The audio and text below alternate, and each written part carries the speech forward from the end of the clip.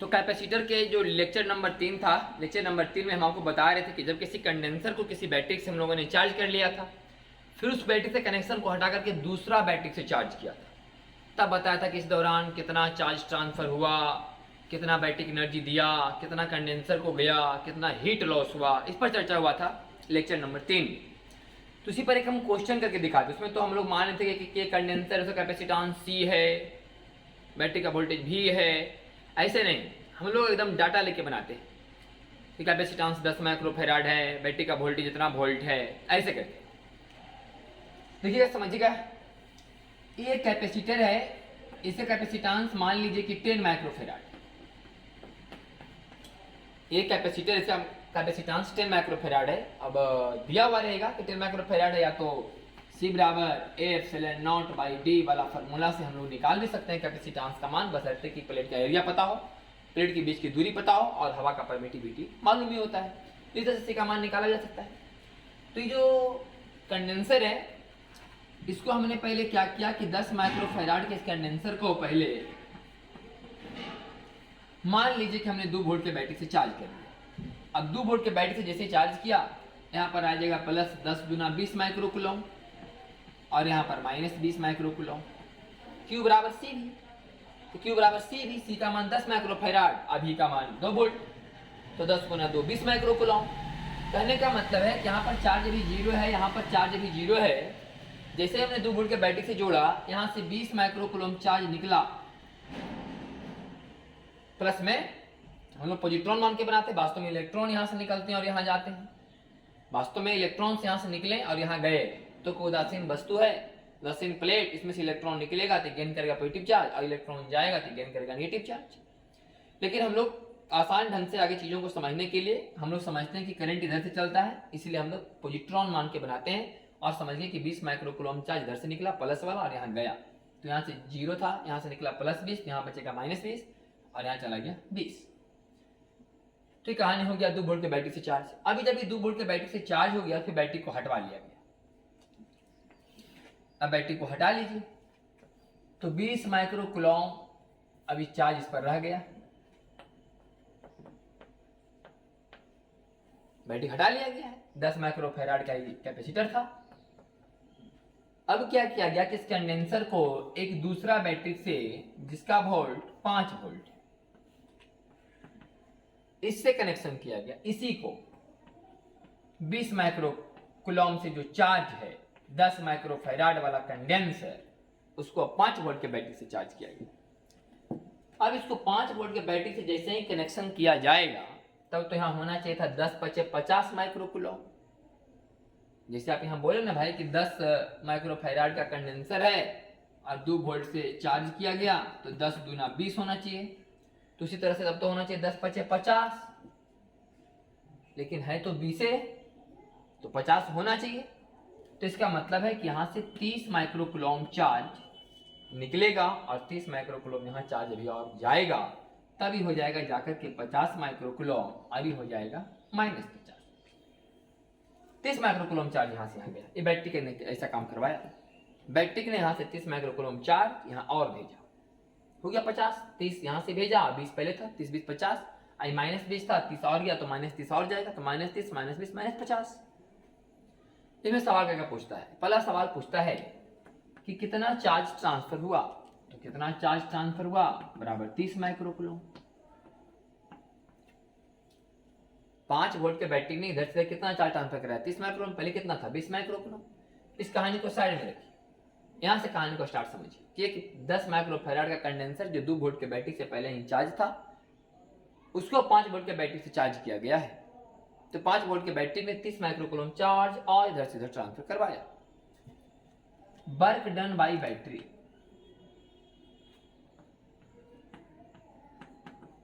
Work done by battery. Battery ने कितना काम किया? तो बैटरी के इस तरफ पोटेंशियल 0, इस तरफ पोटेंशियल 5 वोल्ट का मतलब यही होता है, इस तरफ 0 इस तरफ 5, तो 30 माइक्रोकूलम गुने 0, इधर 0 एनर्जी, और 30 माइक्रोकूलम गुने 5, इधर 150 माइक्रोजूल एनर्जी। 30 माइक्रोकूलम गुने 0 0, एनर्जी बराबर Q इंटू V, तो Q इंटू V, इधर Q इंटू V, तो इधर एनर्जी हुआ 0, 30 गुने 0, इधर पोटेंशियल एनर्जी 0, और 30 × 5 इधर पोटेंशियल एनर्जी 150 माइक्रो जूल। इसका मतलब इस चार्ज में कुछ भी एनर्जी नहीं था, और जब ये चार्ज यहाँ से यहाँ गया, अंदर से बैटरी से निकला तो 150 माइक्रो जूल एनर्जी लिया। इसका मतलब 150 माइक्रो जूल बैटरी ने इसको एनर्जी दिया चार्ज। जब चार्ज इधर से 30 माइक्रो कूलम जा रहा था तो बैटरी में इसमें एनर्जी भरा 150 माइक्रो जूल। हम बताए थे कि बैटरी के ट्रक की तरह होते हैं, जो इस बैटरी को खदान समझो, ये चार्ज जो है एक ट्रक की तरह होता है। चार्ज एक ट्रक की तरह है, जो बैटरी एक खदान की तरह एनर्जी का भंडार है, यहाँ से एनर्जी उठाते हैं और लेके जाते हैं।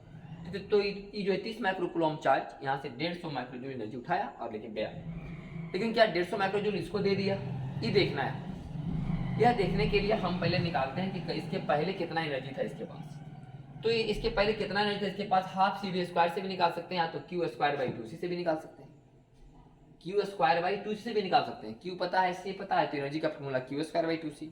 या तो पहले से निकालो तो हाफ CV², अगर हाफ CV² से निकालना चाहते हैं तो हाफ C का मान 10 माइक्रो और V का स्क्वायर 2 दूनी 4, तो 2 × 5 = 10, 5 × 20 माइक्रो जूल। 20 माइक्रो जूल इस कंडेंसर के पास पहले एनर्जी था। और अब कितना एनर्जी इसके पास है देखिएगा, अब एनर्जी इसके पास है हाफ C और V² 25, तो 2 × 5 = 10, 25 × 5 = 25 से 125 माइक्रो जूल। फिर और हटाओ सीधे 125 माइक्रो जूल। मैंने पहले कंडेंसर के पास एनर्जी था 20 माइक्रो जूल, अब कंडेंसर के पास एनर्जी 125 माइक्रो जूल। तो कंडेंसर कितना एनर्जी लिया? Energy gain by condenser, energy gain by capacitor. पहले एनर्जी था 20 माइक्रो जूल, अब एनर्जी 125 माइक्रो जूल। इसका मतलब 105 माइक्रो जूल। पहले था एनर्जी 20 माइक्रो जूल, अब एनर्जी 125 माइक्रो जूल, मतलब 105 micro joule. 105 micro joule energy कौन लिया? कंडेंसर। जबकि जज्बा कितना एनर्जी लेके जा रहा था? 150 माइक्रो जूल। एनर्जी दिया बैटरी ने इसको 150 माइक्रो जूल, लेकिन इसको दिया मात्र 105 माइक्रो जूल। तब ना 25-20 बढ़ के हो गया है 125। इसका मतलब 105 माइक्रो जूल दिया, तो 150 माइक्रो जूल इसको एनर्जी मिला चार्ज को, आज दिया कंडेंसर को जाके 105 माइक्रो जूल। तो बीच का 45 माइक्रो जूल कहाँ गया? Heat loss. वही हम लोग हीट लॉस यहां बोलते हैं कि आखिर यही तो तार होगा, वायर ही होगा, वायर से ही चार्ज जा रहे होंगे, तो वायर का अपना प्रतिरोध भी होगा कुछ, वही उष्मा के रूप में एनर्जी को बर्बाद किया होगा। तो हीट लॉस आया होगा 45 micro joule. 45 micro joule, 150 micro joule इसको एनर्जी दिया बैटरी ने जब इधर से निकला, लेकिन इसको एनर्जी मिला मात्र 105 माइक्रो जूल, क्योंकि पहले था 20 माइक्रो जूल, अब 125 माइक्रो जूल, तो 105 माइक्रो जूल मतलब मिला, बाकी 50 माइक्रो जूल हीट में चला गया। ये सब सवाल रहता है, कितना चार्ज ट्रांसफर हुआ, पहले कंडेंसर में कितना एनर्जी था, अब कंडेंसर में कितना एनर्जी है, इसका मतलब कितना एनर्जी गेन किया, बैटरी ने कितना एनर्जी दिया, बाकी जो बीच बचा वो कहाँ गया? Heat loss. तो हम बताए थे कि देखो इस तरह से हीट लॉस निकला, लंबा प्रोसेस से आप डायरेक्ट निकाल सकते हैं, डेल्टा क्यू का होल स्क्वायर बाई 2C। तो डेल्टा क्यू कितना हुआ? 30 माइक्रो कूलम। आप डेल्टा अगर हीट निकालना चाहते हैं तो डेल्टा क्यू का होल स्क्वायर 30 माइक्रो गुने 30 माइक्रो बाई 2C, 2 × 10 माइक्रो, सी का मान 10, तो माइक्रो माइक्रो और 10 × 30 और 2 बार का 15, तो 15 × 45 micro joule. Direct answer delta Q का whole square by 2C heat loss का फॉर्मूला। तो इस तरह से कोई कंडेंसर मान लिया पहले से चार्ज है, उसको फिर दूसरा बैटरी से चार्ज किया गया, इस दौरान पहले कितना एनर्जी था, बाद में कितना एनर्जी हो गया कंडेंसर में, कितना एनर्जी गेन किया, कितना चार्ज ट्रांसफर हुआ, बैटरी ने कितना एनर्जी दिया, कितना हीट लॉस हुआ, सारी चीज़ों का आप निकाल सकते हैं। तो इस ढंग का एक सवाल आपको और करके दिखाते हैं, थोड़ा सा आपको अलग लगेगा देखने में, हम करके दिखा रहे आपको एक सवाल और।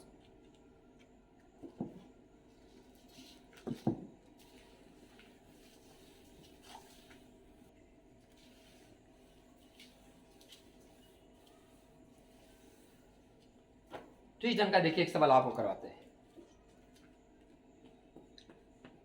मान लीजिए कंडेंसर है, मान लीजिए कंडेंसर है सी कैपेसिटेंस वाला, और इसको हमने V वोल्ट के बैटरी से चार्ज कर लिया, तो ये चार्ज हो गया प्लस CV, ये चार्ज हो गया माइनस CV। चार्ज हो गया। चलिए कंडेंसर चार्ज हो गया है प्लस सीवी और माइनस सीवी से। अब क्या कर रहे हैं, किसी कंडेंसर को फिर से उसी V वोल्ट के बैटरी से जोड़ा जा रहा है, लेकिन पोलैरिटी को चेंज कर दिया गया है। इसी कैपेसिटेंस को, इसी कैपेसिटर को V वोल्ट के बैटरी से जोड़ दिया गया था पहले, तो चार्ज कर दिया गया, तो CV चार्ज हो गया। लेकिन इसी को क्या किया, कभी उल्टा जोड़ दिया कनेक्शन, बैटरी से में खाली उल्टा कनेक्शन कर दिया। तब तो इसके हिसाब से यहाँ पर देखो, पहले चार्ज था CV, यहाँ चार्ज था माइनस CV, पहले से था। लेकिन अब जो बैटरी का कनेक्शन किया गया है, इसके हिसाब से तो यहाँ चार्ज होना चाहिए प्लस CV और यहाँ होना चाहिए माइनस CV। जब बैटरी का प्लस वाला प्लेट इधर है, माइनस वाला प्लेट इधर है, तो अगर इस तरह से किसी बैटरी से कनेक्शन किया जाए किसी कंडेंसर को, तो यहाँ होना चाहिए प्लस CV और यहाँ होना चाहिए माइनस CV। इसका मतलब ये हुआ कि इधर से 2CV चार्ज निकला, समझिए आप, यहाँ था चार्ज प्लस CV, हो जाना चाहिए इसको माइनस CV। तो प्लस CV में माइनस CV कैसे आएगा, प्लस CV में जब घटेगा 2CV, तो प्लस CV में 2CV जब यहाँ से निकला होगा तो बचा होगा माइनस CV, और माइनस CV को जब प्लस 2CV मिला होगा तो हो गया होगा प्लस CV। इसका मतलब इस दौरान इतना एनर्जी इधर, इतना चार्ज इधर से इधर ट्रांसफर हुआ, इतना चार्ज इधर से इधर ट्रांसफर हुआ। हम यहाँ पर एग्जाम्पल लेके बना सकते थे कि 2 माइक्रोफेराड 5 वोल्ट ऐसे बना सकते थे, सी और भी लेके बना रहे हैं। चाहे तो यहाँ पर सी का मान कर दिए 2 माइक्रोफेराड, बैटरी का मान 5 वोल्ट कर सकते हैं इसे। उसमें क्या है कि गुना उना करने में आसानी होगा। अगर हम यहाँ कर दें कि सी बराबर 2 माइक्रोफेराड, बैटरी बराबर 5 वोल्ट, तो 5 दूनी 10 बोलो इसको डायरेक्ट, इसको बोलो माइनस 10 माइक्रोकूलम। इसका मतलब यहाँ चार्ज है प्लस 10 माइक्रोकूलम, यहाँ चार्ज है माइनस 10 माइक्रोकूलम। तो यहाँ चार्ज था पहले से प्लस 10 माइक्रोकूलम, यहाँ चार्ज है माइनस 10 माइक्रोकूलम। लेकिन जब यही 5 वोल्ट के बैटरी को उल्टा कनेक्शन किया जाएगा, तब यहाँ होना चाहिए प्लस 10 माइक्रोकूलम और यहाँ होना चाहिए माइनस 10 माइक्रोकूलम। इसका मतलब यहाँ से जाएगा 20 माइक्रोकूलम। कोई बात हो, 10 माइक्रोकूलम था, अब होना चाहिए माइनस 10, तो 10 प्लस 10 से होना चाहिए माइनस 10, इसका मतलब 20 वहां से निकला होगा, मतलब 20 माइक्रोकूलम इधर से इधर चार्ज गया। तो माइनस 10 में 20 जुटा तो प्लस 10, अब प्लस 10 से 20 निकला तो माइनस 10। तो इसमें से पहला आंसर क्या है, चार्ज ट्रांसफर बराबर बोले 20 माइक्रोकूलम। दूसरा, इस चार्ज को इसने कितना एनर्जी दिया, बोले इधर तो वोल्टेज 0, इधर वोल्टेज 5, तब 20 माइक्रोकूलम गुने 0, इनिशियल पोटेंशियल एनर्जी 0। अब 20 माइक्रोकूलम गुने 5 तो फाइनल पोटेंशियल एनर्जी 100 माइक्रोजूल। इसका मतलब बैटरी कितना एनर्जी दिया, 100 माइक्रोजूल। वर्क डन बाई बैटरी बोलो या energy given by battery, work done by battery बोलो या एनर्जी गिवन बाई बैटरी बोलो, 100 माइक्रोजूल। 100 माइक्रोजूल बैटरी ने इस चार्ज को एनर्जी दिया।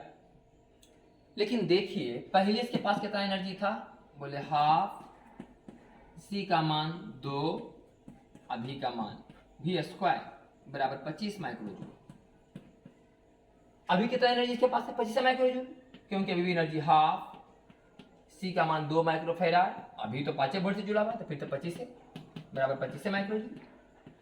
इसका मतलब कि पहले भी एनर्जी इसके पास 25 माइक्रोजूल था, अभी भी इसके पास 25 माइक्रोजूल एनर्जी है बैटरी के पोलैरिटी चेंज करने के बाद भी। इसका मतलब कंडेंसर ने कोई एनर्जी, नया एनर्जी नहीं लिया, जो एनर्जी उसके पास था वही एनर्जी इसके पास अभी भी है।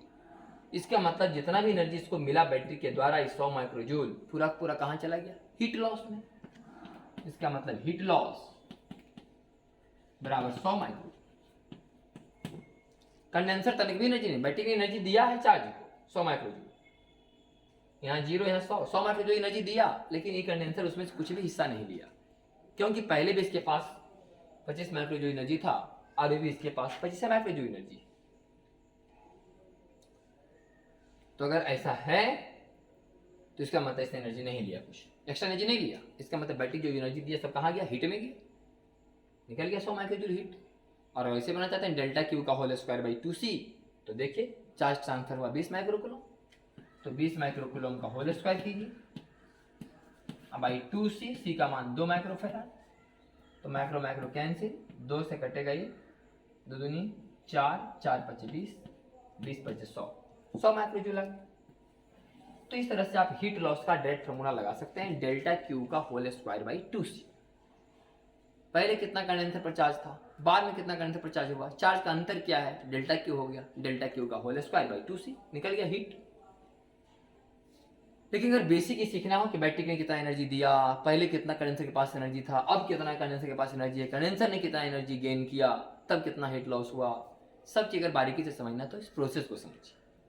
लेकिन जनरली जो सवाल आते हैं वही आते हैं, हीट लॉस डेल्टा क्यू का होल स्क्वायर बाई 2C। तो इस तरह से आपको कुछ सवाल करके दिखा रहे हैं, कैसा, कोई कंडेंसर किसी बैटरी से पहले से चार्ज होता है, फिर उसी कंडेंसर को हम उस बैटरी को हटवा करके चार्ज पहले फुल चार्ज कर लिया कंडेंसर किसी बैटरी से, फिर बैटरी हटवाए, फिर दूसरा बैटरी से जोड़ दिया, या उसी बैटरी से उल्टा जोड़ दी। तो इस प्रोसेस के दौरान कितना एनर्जी कंडेंसर ने और गेन किया, कितना बैटरी ने एनर्जी दिया, कितना चार्ज बैटरी ट्रांसफर करवाया, कितना कंडेंसर कितना एनर्जी हीट में गया, ये सब बात हम लोग यहाँ से निकालते हैं। तो यहाँ पर टॉपिक खत्म हुआ, जो हम पिछले क्लास में बात कर रहे थे उसी का हम 2 टॉपिक कराएं। ये आपका PDF वाला मैंने पेपर में नहीं मिलेगा, हम एक्स्ट्रा 2 सवाल करवाएं। अब नेक्स्ट पेज में आइए। नेक्स्ट पेज में क्या है कि अब क्या करेंगे हम लोग कि एक कंडेंसर है जो किसी अलग बैटरी से चार्ज है, दूसरा कंडेंसर जो किसी अलग बैटरी से चार्ज है, और वो दोनों कंडेंसर को हम आपस में कनेक्ट करते हैं। तब देखते हैं एक कंडेंसर बैटरी की तरह काम करेगा, कंडेंसर सिस्टम मतलब लोड की तरह काम करेगा। 2 कंडेंसर हमारे पास रहेगा, अभी कंडेंसर को चार्ज किए थे बैटरी से, फिर बैटरी हटवाए, फिर दूसरा बैटरी लगवाए। अब क्या करेंगे कि 2 कंडेंसर रहेगा हमारे पास, 2 कंडेंसर को आपस में कनेक्शन करेंगे, सिर्फ एक ज़्यादा चार्ज एक कम चार्ज, मैंने एक ज़्यादा वोल्टेज वाला कंडेंसर एक कम वोल्टेज वाला कंडेंसर, दोनों को आपस में कनेक्ट करेंगे, तब देखेंगे क्या क्या हो रहा है।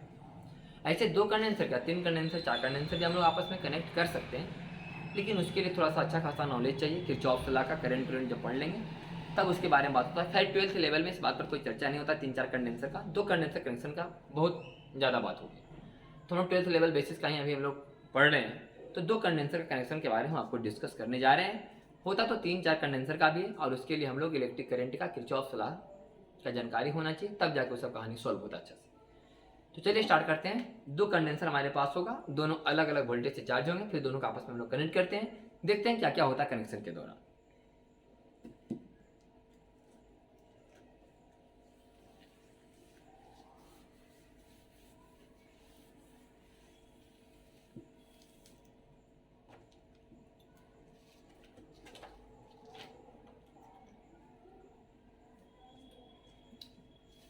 मान लीजिए हमारे पास 2 कंडेंसर है, एक कंडेंसर जिसका कैपेसिटेंस C1 है, इसको किसी ने V1 वोल्ट के बैटरी से चार्ज किया है। एक कंडेंसर हमारे पास और है C2,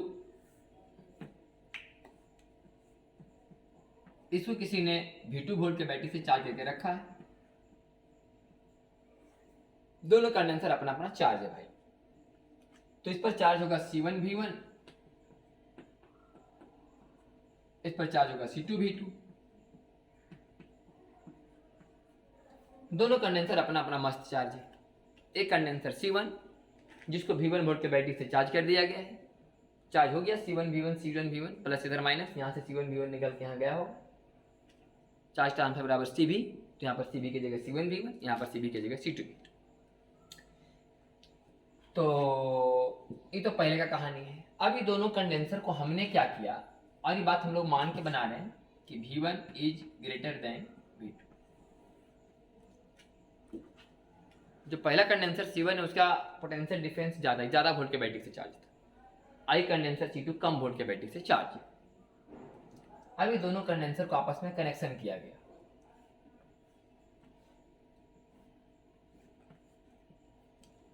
ये दोनों कंडेंसर को C1 और C2 को एक तार से जोड़ दिया,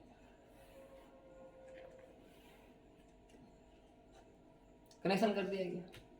तो इसके प्लेटों के बीच का तो पोटेंशियल डिफरेंस V1 है, और इसके प्लेटों के बीच का तो पोटेंशियल डिफरेंस V2 है।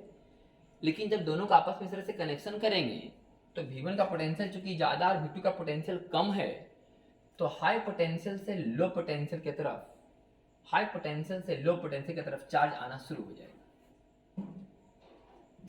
ये पोटेंशियल ज्यादा है, इसका पोटेंशियल कम है, यहाँ लिखा हुआ है V1 बड़ा है V2 से, तो इसका पोटेंशियल डिफरेंस ज़्यादा है प्लेटों के बीच का, इसका पोटेंशियल डिफरेंस कम है प्लेटों के बीच का, तो हाई पोटेंशियल से लो पोटेंशियल की तरफ चार्ज आना शुरू हो जाएगा। कब तक? जब तक कि दोनों का पोटेंशियल बराबर ना हो जाए।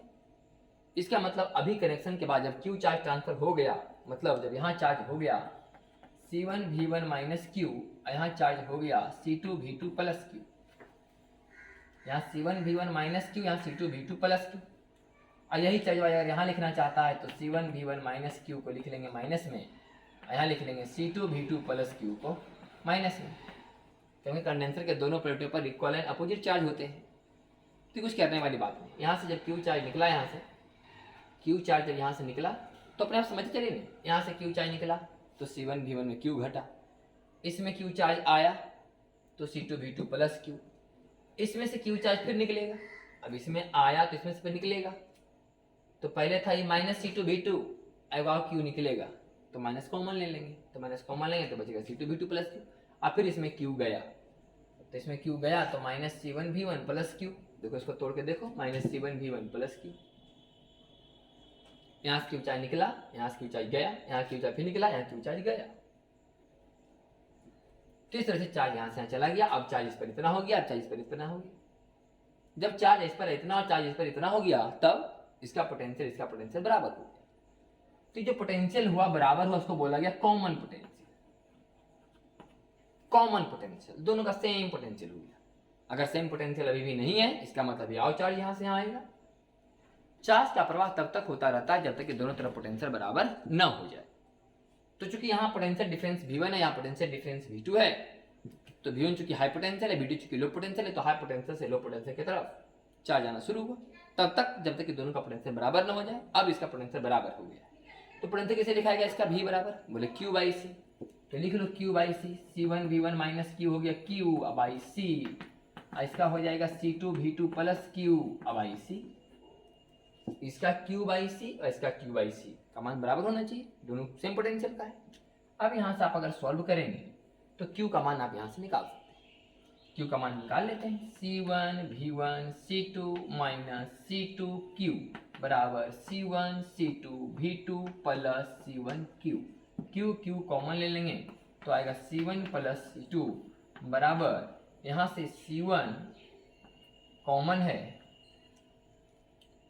तो C1 कॉमन है, C2 भी कॉमन है, तो बचेगा V1 माइनस V2 और बट्टा इसको लिख दो नीचे तो हो जाएगा C1 प्लस C2। यहाँ से Q का मान आ जाएगा, इस C1 प्लस C2 यहाँ कॉमन था, इस C2 Q को उधर भेजे तो Q common, C1 plus C2 है इसको उधर भेज ली तो C1 C2 कॉमन, तो यहाँ से V1 यहाँ से बचेगा माइनस V2 अब बटा C1 प्लस C2। तो इस तरह से Q का मान आ गया। तो कितना चार्ज ट्रांसफर हुआ है? अब ये Q का मान इसमें या इसमें किसी में रख देंगे तो कॉमन पोटेंशियल का आंसर आ जाएगा, और कॉमन पोटेंशियल का आंसर आएगा आपका C1 V1 plus C2 V2 बटा C1 प्लस C2। ईमान रख के देखने वाली बात, जब मान Q का मान इसमें रखाएगा तो ये आंसर आएगा, या Q का मान यहाँ रख दो या Q का मान यहाँ रख दो, ये आंसर आएगा। हमको फॉर्मूला करना है, ये थोड़ा ना प्रूफ करने के लिए आएगा, प्रूफ करने के लिए नहीं। और जब क्वेश्चन रहेगा तो मान रखना आसान रहेगा ना, क्योंकि ऐसे तो नहीं आएगा जब क्वेश्चन रहता है कि 2 माइक्रोफैराड 4 माइक्रोफैराड 5 वोल्ट 6 वोल्ट ऐसे, तो एक संख्या आता तो तुरंत मान यहाँ रख देते और तुरंत सॉल्व हो जाता। लेकिन एक संख्या नहीं आया, पूरा मान यहाँ रखना पड़ेगा, पूरा गुना करना पड़ेगा। तो आपको एक आंसर बता रहे हैं सिंपल कि इसका जो जब Q का मान यहाँ पुट कीजिएगा चाहे Q का मान यहाँ पुट कीजिएगा तो आपका आएगा C1 V1 plus C2 V2 बटा C1 प्लस C2। आपको एक फॉर्मूला याद करना कि जब किसी दो कंडेंसर को आपस में कनेक्ट कर दिया जाता है तो इस हाई पोटेंशियल वाले कंडेंसर से लो पोटेंशियल वाले कंडेंसर में चार्ज का प्रवाह तब तक होता रहता है जब तक कि दोनों का पोटेंशियल बराबर ना हो जाए। बोले बराबर होने का मतलब दोनों का पोटेंशियल सेम ना हो जाए, तो कितना पर जाकर रुकेगा? दोनों का पोटेंशियल सेम कब होगा? तो यहाँ जो कॉमन पोटेंशियल हो गया कितना हो गया? अभी हो गया C1 V1 plus C2 V2 बटा C1 प्लस C2। कौन पोटेंशियल फॉर्मूला याद करना आपको कि जब किसी दो कंडेंसर को जो अलग अलग मैंने पोटेंशियल से चार्ज थे जब उनको आपस में कनेक्शन कर दे, वो भी कैसे कनेक्शन? प्लस प्लेट को प्लस प्लेट से और माइनस प्लेट को माइनस प्लेट से, ऐसे कनेक्शन करना, तब ये दोनों का पोटेंशियल एक न एक बार जाकर के सेम हो जाएगा। वो कितना हो जाएगा? वो यह C1 V1 plus C2 V2 बटा C1 प्लस C2 हो जाएगा। अब कहने का मतलब इसका भी पोटेंशियल यही वाला है, इसका भी पोटेंशियल यही वाला है। तो ये फॉर्मूला आता है डायरेक्ट सवाल कि आपका कॉमन पोटेंशियल का मान बताइए, आपका आंसर याद रहना चाहिए C1V1 + C2 V2 बटा C1 + C2। अब देखिए क्या करते हैं, अब निकालते हैं कि जब ये चार्जवा यहाँ से यहाँ आया होगा तो तारे के थ्रू आया होगा, तो तार गरम गरम हुआ होगा तो तार उष्मा खाया होगा, ऊर्जा खाया होगा, कितना एनर्जी बर्बाद हुआ, हीट लॉस। हीट लॉस कैसे निकलेगा, जब ये दोनों को कनेक्शन नहीं हुआ था तब इसका एनर्जी जोड़ लो, तो उसका एनर्जी था हाफ C1V1² और इसका हाफ C2V2²। तब का एनर्जी है जब दोनों कंडेंसर अलग अलग चार्ज था, तब इसके पास एनर्जी हाफ C1V1², इसके पास एनर्जी हाफ C2V2²। लेकिन जब दोनों को कनेक्शन कर दिया गया तब तो इसका V1 नहीं रहा, इसका V1 तो V हो गया और इसका V2 भी V हो गया। ये वाला जो V आएगा ना कॉमन वोल्टेज, वो V1 से कम आएगा क्योंकि इसका वोल्टेज थोड़ा डाउन होगा और इसका वोल्टेज थोड़ा सा चढ़ेगा और तब जाकर दोनों मेंटेन पर आएंगे। अभी क्योंकि V1 ज़्यादा है V2 कम, तो जब चार्ज इधर से इधर आएगा तो इसका वोल्टेज थोड़ा डाउन होगा, इसका वोल्टेज थोड़ा बढ़ेगा और दोनों जाके सेम पर आ जाएगा। वही सेम आया कौन, V कॉमन वोल्टेज, वही C1V1 + C2 V2 बटा C1 + C2। तो इतना एनर्जी पहले था जब दोनों कंडेंसर अलग अलग चार्ज था। अभी क्या एनर्जी है इसमें, अभी एनर्जी है हाफ C1V² और हाफ C2V², क्योंकि इसका वोल्टेज V कहलाएगा, कॉमन वोल्टेज को V बोल रहे हैं, कॉमन वोल्टेज पे हम लोग V बोल रहे हैं। तो हाफ C1V², इसका हाफ C2V²। अब ई एनर्जी अलग निकाल लो, एनर्जी अलग निकालो, V का मान पता रहबे करेगा, V का मान यहाँ डालेंगे तो एनर्जी अलग निकलेगा, एनर्जी नहीं निकलेगा, ई एनर्जी में एनर्जी को घटा देंगे। तो ना पता चलेगा भाई कि शुरू में कितना एनर्जी था, अब कितना एनर्जी है। पता चला साला शुरू में एनर्जी ज़्यादा था, अब एनर्जी कम है, मतलब बीच में गया कहाँ, बोले हीट में। जब इसको आप सॉल्व करेंगे, V का मान यहाँ पुट होगा, पूरा V का मान यहाँ पुट होगा, तब आपका आंसर आएगा हाफ C1 C2 बटा C1 + C2 into V1 - V2 का होल स्क्वायर। आपको इन दोनों फॉर्मूला पर सवाल आता है, प्रूफ करने के लिए नहीं है, डाटा रहेगा सीधे। अभी C1 V1 की जगह 2 माइक्रोफेराड 4 वोल्ट, 3 माइक्रोफेराड 6 वोल्ट, ऐसे सवाल रहेगा। एक सवाल करके दिखाएंगे भी, लेकिन आपको पहले फॉर्मूला याद कर लीजिए कि कॉमन वोल्टेज का फॉर्मूला C1V1 + C2 V2 बटा C1 + C2। और जब दोनों कंडेंसर को आपस में जोड़ा जाएगा तो जब चार्ज इधर से इधर आएगा, हाई पोटेंशियल से लो पोटेंशियल में कितना एनर्जी बर्बाद करेगा, तार में कितना एनर्जी लॉस हुआ, हाफ C1 C2 बटा C1 + C2, half C1 C2 बटा C1 + C2 into V1 - V2 का होल स्क्वायर। ये सब फॉर्मूला तब लगाना है जब प्लस प्लेट को प्लस से और माइनस प्लेट को माइनस से कनेक्शन करना है। इसी में हम नोट में बता देते हैं आपको कि फिर एक सवाल भी कराएंगे कि अगर ये रहता है सवाल में ऐसा लिखा हुआ कि प्लस प्लेट को माइनस से और माइनस प्लेट को प्लस से कनेक्शन करना, माने C2 को पलट के कनेक्शन कीजिए, ध्यान से सुन लीजिए बात। ऐसा जनरली रहता नहीं है, लेकिन अगर रह जाए कि प्लस प्लेट को माइनस से, माइनस प्लेट को कनेक्ट प्लस से, मैंने इसको ऐसे कनेक्शन कीजिए, ये ऐसे नहीं कि चार्ज था ऐसे, इधर प्लस प्लेट था, इधर माइनस था, इधर प्लस है, इधर माइनस, तो प्लस का प्लस से कनेक्शन हुआ, माइनस का माइनस देने बोला ना, इसको पलट के से कनेक्शन कीजिए। तब जहाँ जहाँ V2 था वहाँ पर लिखना था -V2 लिखिएगा, क्योंकि पोटेंशियल उल्टा कर दिया ना, ये जो कंडेंसर ऐसा इसको पलट देंगे, तो जहाँ जहाँ V2 लिखना -V2 तो हो जाएगा माइनस, फॉर्मूला बन जाएगा C1V1 - C2V2 बटा C1 + C2। यहाँ माइनस नहीं, खाली V2 की जगह माइनस, C1V1 - C2V2 बटा C1 + C2, और यहाँ हाफ C1 C2 बटा C1 + C2 into V1 + V2 का होल स्क्वायर हो जाएगा, क्योंकि माइनस तो लगा ले पहले से, एक माइनस आप लगाइएगा तो यहाँ हो जाएगा प्लस, तो फॉर्मूला आप देखिएगा हाफ C1 C2 बटा C1 + C2 V1 + V2 का होल स्क्वायर। आज आपको यही करना है कि सेम पोलैरिटी कनेक्शन रहेगा तो यही फॉर्मूला याद करना है, बस खाली ध्यान रखें उल्टा बोलेगा तो V2 की जगह -V2 कर देंगे, ये फॉर्मूला आपको काम का आएगा। अब पर एक सवाल करा देते हैं डाटा वाला कि 2 माइक्रोफेराड का है, 4 वोल्ट से है, 3 माइक्रोफेराड का है, 6 वोल्ट से है, दोनों कनेक्शन किया गया, देखो क्या क्या होता है।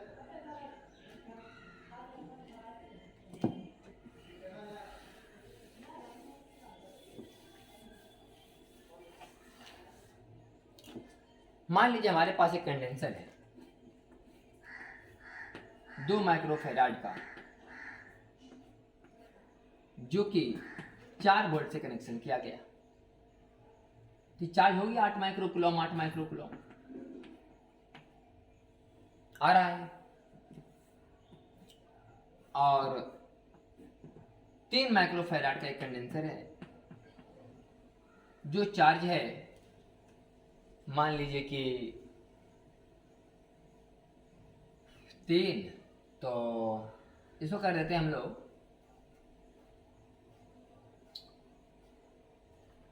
2 माइक्रोफेराड, इसको कर देते हैं 8 वोल्ट। ऐसे करते हैं 4 माइक्रोफेराड 4 वोल्ट।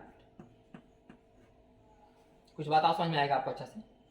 2 माइक्रोफेराड वाला 8 वोल्ट से और 4 माइक्रोफेराड वाला 4 वोल्ट से। एरो पर 4 दूनी 16 माइक्रोकुलम, एरो पर 16 माइनस 16 प्लस 16 माइक्रोकुलम। ये भी 4 चौका 16, 16 माइक्रोकुलम 16 माइक्रो। ये दो कंडेंसर पहले से क्या है, चार्ज है। एक 2 माइक्रोफेराड वाला 8 वोल्ट से, एक 4 माइक्रोफेराड वाला 4 वोल्ट से। एरो पर चार्ज 16 माइक्रोकुलम, एरो पर चार्ज 16 माइक्रोकुलम। अभी दोनों कंडेंसर को देखिए आपस में कनेक्शन कर रहे हैं, 2 माइक्रोफेराड वाला को और इधर 4 माइक्रोफेराड वाला। यहां पर भी चार्ज था पहले 16 माइक्रोकुलम, यहां पर भी 16 माइक्रोकुलम, यहां पर भी 16 माइक्रोकुलम और यहां पर भी 16 माइक्रोकुलम। लेकिन जब ये दोनों का आपस में कनेक्शन कर दीजिएगा तो यहां से यहां चार्ज आएगा, क्योंकि यहाँ पोटेंशियल 8 वोल्ट है, यहाँ पोटेंशियल 4 वोल्ट है, तो हाई पोटेंशियल से लो पोटेंशियल की तरफ चार्ज आएगा। ये मत सोचना कि यहाँ पर भी 16 यहाँ पर भी 16 दूसरे चार्ज बराबर तो चार्ज नहीं आएगा। ये बस समझने के लिए हम दोनों ऐसा सेटिंग बैठाए थे कि बराबर चार्ज दिखे। इसे सब जान के दिखाया, कैसा नहीं कि चार्ज यहाँ 16 यहाँ भी 16, तो बोला कि यहाँ चार्ज नहीं आएगा क्योंकि चार्ज दोनों तो बराबर है। चार्ज बराबर होने से थोड़े होगा, पोटेंशियल बराबर होना चाहिए। यहाँ है पोटेंशियल 8 वोल्ट, यहाँ पोटेंशियल 4 वोल्ट, पक्का यहाँ से यहाँ चार्ज आएगा। पानी की मात्रा सेम है, इसे मान लो टंकी है, इसमें पानी भरा हुआ है 15 लीटर हो गया। आई वो टंकी ऐसा है, एकदम भरले 15 लीटर, तो एक में 15 लीटर खूब ऊंचा तक हो जाएगा, एक में 15 लीटर तो पेंदिए में रह जाएगा। पानी की मात्रा दोनों में सेम है, लेकिन अगर नीचे से कनेक्शन कर दें तो ये पानी इसमें नहीं आएगा। आएगा तब तक आएगा जब तक कि दोनों के पानी का लेवल सेम ना हो जाए। तो अमाउंट सेम होने से कहानी नहीं होता, पोटेंशियल सेम होना चाहिए। अगर पोटेंशियल सेम नहीं तो प्रवाह होगा।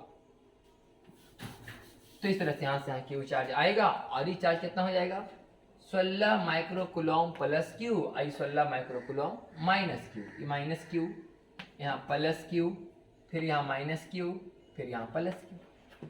यहाँ से क्यू चार्ज निकलेगा, यहाँ क्यू चार्ज गया, फिर यहाँ से क्यू चार्ज निकलेगा, यहाँ क्यू चार्ज चला गया। तो इस तरह से चार्ज टाइम अब इस पर चार्ज 16 माइक्रोकुलम माइनस क्यू, इस पर 16 माइक्रोकुलम प्लस क्यू, और तब तक कि चार्ज का ट्रांसफर हुआ होगा जब तक कि दोनों का वोल्टेज समान हो जाए। अब चूंकि चार्ज ट्रांसफर हो चुका है, इसका मतलब वोल्टेज समान भी हो चुका होगा। इसका वोल्टेज कितना होगा, V बराबर क्यू बाई सी। तो 16 माइक्रोकुलम माइनस क्यू बाई सी, या सीधे लिखो 16 माइनस क्यू बाई 2, इसका 16 प्लस क्यू बटे 4। सब माइक्रोकुलम में चल रहा है, तो 2 दूनी 4, तो 16 दूनी 32 माइनस 2 क्यू बराबर 16 प्लस क्यू, तो 3 क्यू बराबर 6 2 8 और 3 1 4, तो क्यू बराबर 16। ये माइक्रोकुलम में है, माने 16 माइक्रोकुलम चार्ज यहाँ से यहाँ ट्रांसफर हुआ। 16 माइनस क्यू बटा 2 बराबर 16 प्लस क्यू बटे 4, 2 दूनी 4, 16 दूनी 32 माइनस 2 क्यू बराबर 16 प्लस क्यू। 32 में जाएगा 16 तो यहाँ बचेगा 16, और इधर 3 क्यू, तो क्यू बराबर 16 बटे 3, 16 बटे 3 माइक्रोकुलम चार्ज ट्रांसफर हुआ। अब खुद सोच लीजिए कि 16 बटे 3 माइक्रोकुलम चार्ज ट्रांसफर हुआ, तो 16 बटे 3 यहाँ पुट कर दो, चाहे यहाँ पुट कर दो, कॉमन वोल्टेज का मान आ जाएगा। तो कॉमन वोल्टेज का मान कितना आएगा, 16 माइनस 16 बटा 3 बटा 2, क्योंकि अब तो चार्ज 16 माइक्रोकुलम माइनस क्यू, तो 16 माइक्रोकुलम माइनस क्यू का मतलब 16 बटे 3 घटेगा, और कैपेसिटेंस 2 है, यहाँ जाएगा 16 48, 48 में 16 चला जाएगा तो 32 बटा 6, नीचे उत्तर 3, तो 16 48, 48 में जाएगा 16 तो 32, और 3 दूनी 6, तो 2 3 और 2 16, मैंने 16 बटा 3 वोल्ट। कॉमन वोल्टेज होगा 16 बटा 3 वोल्ट। इतना लंबा क्यों करेंगे हम लोग, सीधे फॉर्मूला याद करेंगे। कॉमन वोल्टेज बराबर C1V1, C1V1 का मतलब 8 दूनी 16 प्लस C2V2 4 चौका 16 बटा C1 प्लस C2 2 और 4 6, आ गया 32 बटा 6। बराबर 16/3 वोल्ट। तो एक फॉर्मूला हल करना है, डेट निकालेंगे 16/3 वोल्ट। ये 16/3 वोल्ट निकल जाएगा, इसे भी निकाल सकते हैं चार्ज ट्रांसफर, अभी निकाल सकते हैं। अब 16/3 यहाँ से आगे वोल्ट, अब 16/3 वोल्ट इसका हो गया, इसका भी 16/3 वोल्ट हो गया। तब नया चार्ज निकाल लो, Q बराबर CV, Q बराबर CV अब निकाल लो। और इस पर नया चार्ज कितना होगा, Q बराबर CV, C का मान 2, अभी का मान 16/3, तो 16 दूनी 32/3 चार्ज आएगा इस पर। पहले चार्ज था 16, अभी 32/3, तो समझ में आ गया कितना चार्ज वहाँ से निकला। 16 घटाओ 32/3 बराबर फिर से आएगा 16/3। अब इन दोनों का कॉमन वोल्टेज कितना हो गया, 16/3 वोल्ट। इधर से नहीं चलेंगे, मान लिया फॉर्मूला से बनाएंगे डायरेक्ट।